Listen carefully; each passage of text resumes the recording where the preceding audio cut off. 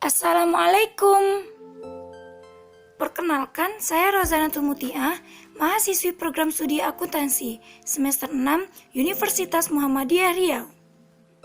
Video ini dibuat untuk memenuhi ujian akhir semester mata kuliah analisis laporan keuangan yang diasuh oleh Bapak Zulazmi SEMSIAKCA. Kali ini saya ingin berbagi kepada teman-teman sekalian mengenai tips mendeteksi laba overstated. Sebelumnya, ada yang tahu apa itu laba overstated?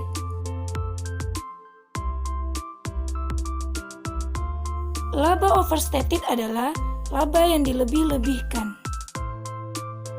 Semakin tinggi laba, maka semakin tinggi pengembalian kepada investor dan kreditor, atau semakin banyak yang dapat diinvestasikan ke masa depan. Jika manajemen ingin membuatnya tampak lebih baik pada investor dan kreditor, maka mereka mungkin saja termotivasi untuk melaksanakan permainan akuntansi. Untuk menyulap laba tampak lebih baik dari semestinya, khususnya jika kompensasi manajer dikaitkan dengan capaian laba atau harga saham. Nah, ada 4 jenis permainan yang diperankan perusahaan untuk mentreatment laporan laba rugi. Yang pertama, pengakuan pendapatan agresif atau terlalu awal. Yang kedua, beban tangguhan. Yang ketiga, klasifikasi pendapatan non-operasi atau pendapatan tidak berulang sebagai pendapatan. Dan yang terakhir, klasifikasi beban operasi sebagai non-operasi atau beban khusus. Nah, dari keempat jenis permainan yang diperankan perusahaan dalam mentreatment laporan laba rugi tersebut, ada beberapa cara untuk mengecek atau mendeteksinya. Yang pertama, pengakuan pendapatan agresif atau terlalu awal merupakan penyajian lebih pendapatan dan laba dengan melaporkan pendapatan pada laporan laba rugi terlalu dini dari transaksi ekonomi, termasuk dalam hal ini penyajian lebih keuntungan atau penyajian kurang kerugian. Ada beberapa cara yang dapat dilakukan untuk mengeceknya. Yang pertama, memeriksa kebijakan pengakuan pendapatan pada footnotes dibandingkan dengan perusahaan sejenis. Kemudian, mengecek apakah piutang pelanggan tumbuh lebih cepat dari pendapatan. Selanjutnya, mengecek apakah arus kas operasi secara signifikan lebih rendah dari laba akuntansi. Dan yang terakhir, apakah pendapatan secara signifikan terjadi terlambat pada tahun tersebut. Yang kedua yaitu penyajian beban lebih rendah atau beban tangguhan.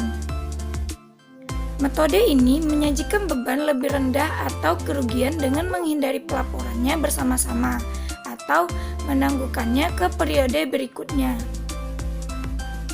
Menurunkan beban akan menghasilkan laba ditahan overstated dan harus di-offset oleh aset overstatement, liabilitas understatement, atau understatement pada komponen ekuitas lainnya.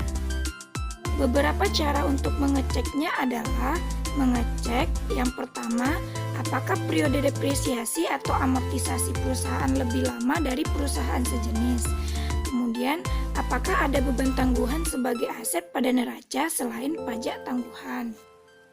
Dan yang terakhir, apakah ada aset yang tidak biasa atau peningkatan sejumlah besar aset yang tidak bisa dijelaskan seperti persediaan yang secara khusus terkait dengan pendapatan. Yang ketiga, klasifikasi pendapatan non-operasi. Adapun beberapa cara untuk mengeceknya yaitu yang pertama, mengecek apakah keuntungan dan operasi dimasukkan dalam pendapatan, kemudian apakah deskripsi operasi perusahaan cocok, dan apakah item tak berulang dimasukkan dalam pendapatan, dan yang terakhir, apakah ada keuntungan atau pendapatan berdasarkan revaluasi aset. Yang keempat, atau yang terakhir yaitu klasifikasi beban non-operasi.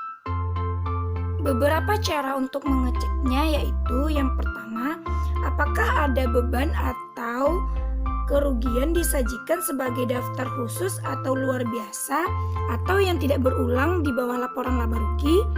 Dan yang kedua, apakah ada margin yang tak lazim dibandingkan dengan perusahaan sejenis? Baiklah teman-teman, mungkin hanya ini yang dapat saya sampaikan. Lebih dan kurang saya mohon maaf. Semoga bermanfaat. Wassalamualaikum warahmatullahi wabarakatuh.